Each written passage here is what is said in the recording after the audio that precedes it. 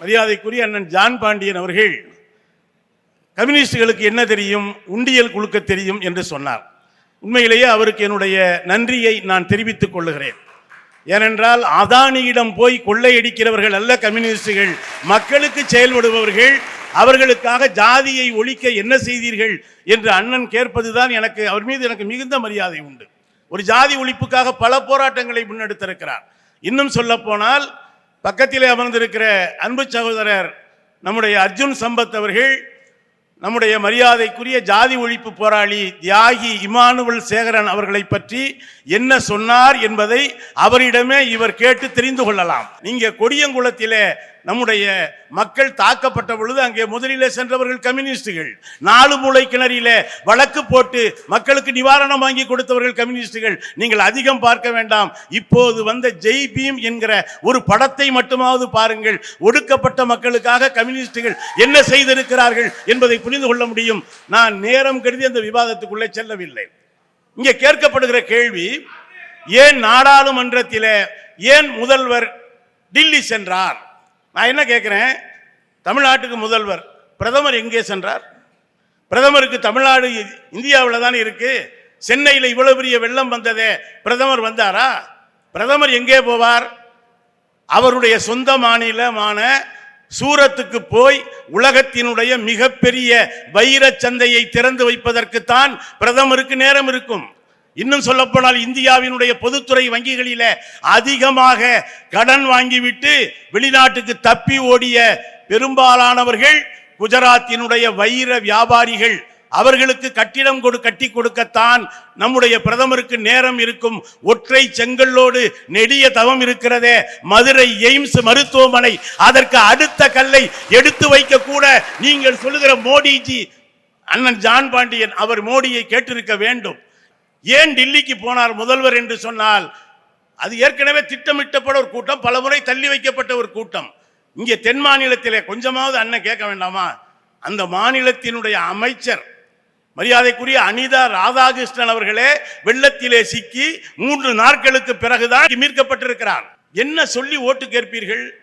நீங்க மற்ற கம்யூனிஸ்டுகள் என்ன செய்தார்கள் என்று கேட்கிறீர்களே. இதே மதுரை மக்களவை தொகுதியினுடைய நாடாளுமன்ற உறுப்பினராக இருக்கிற தோழர் வெங்கடேசன் இந்தியாவிலேயே அதிகமான கல்வி கடனை பெற்றுக் கொடுத்திருக்கிறார். மாற்றுத்திறனாளிகள் முகாமை நடத்தி இருக்கிறார்.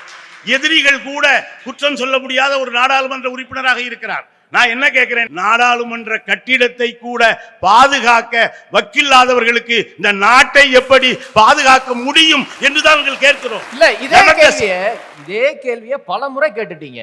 அரையிறுதின்னு சொல்லி 5 மாநில தேர்தல்ல நின்னீங்க. ஆனா மக்கள் திருப்பி பாஜகவுக்கு தானே ஓட்டு போடுறாங்க.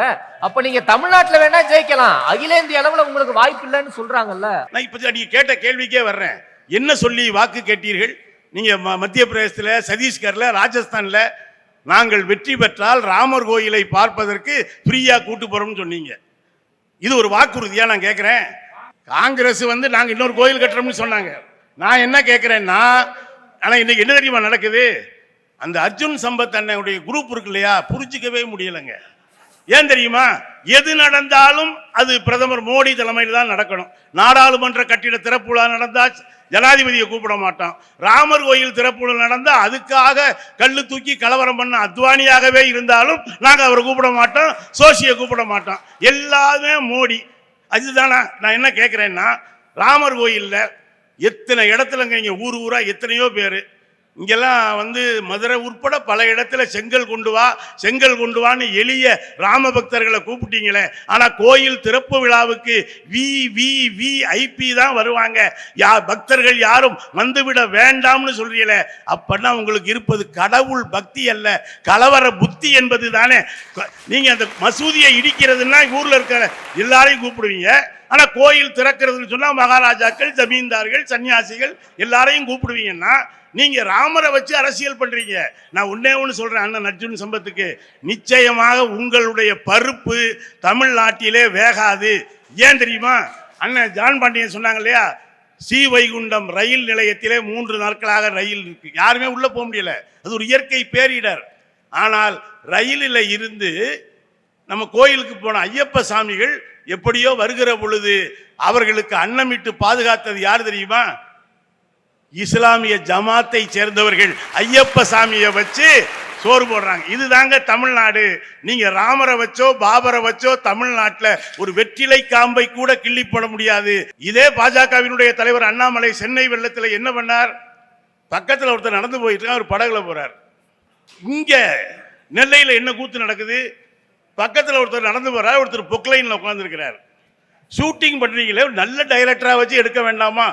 பாடாவதி போடாத படத்தை வச்சா எடுக்கிறது. பக்கத்துல பொக்லைன்ல போற அளவுக்கு அங்க என்ன நிலைமை இருக்கு? ஒருத்தர் குழந்தையை காப்பாத்துற மாதிரி காட்டுறார். சனாதன எதிர்ப்பு தான் 5 மாநில தேர்தல்ல காங்கிரஸ் தோற்பதற்கு காரணம் அப்படின்னு சொல்றாங்க. அந்த மாநாட்டை நடத்தினதே நீங்க தான்.